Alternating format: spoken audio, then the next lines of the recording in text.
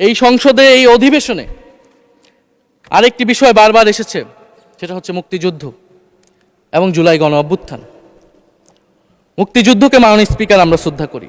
আমরা মনে করি এই প্রজন্ম যারা জুলাই গণ অভ্যুত্থানে অংশগ্রহণ করেছি, জুলাই গণ অভ্যুত্থানের মধ্য দিয়ে মুক্তিযুদ্ধের নতুন রূপ তৈরি হয়েছে, মুক্তিযুদ্ধের নবায়ন হয়েছে।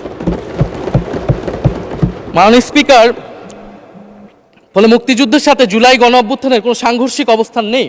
আমরা বারবার বলেছি মুক্তিযুদ্ধ, জুলাই গণ অভ্যুত্থান হচ্ছে মুক্তিযুদ্ধেরই আরেকটি ধারাবাহিকতা।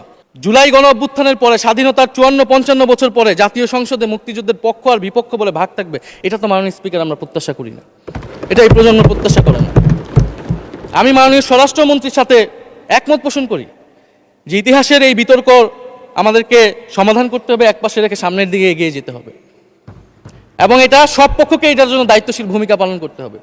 মুক্তিযুদ্ধ যেমন কোনো দেশের ষড়যন্ত্র না, আবার মুক্তিযুদ্ধের নাম করে এদেশে যে লুটপাট ফ্যাসিবাদ কায়েম হয়েছে সেটাও আমাদের ভুলা যাবে না মাননীয় স্পিকার।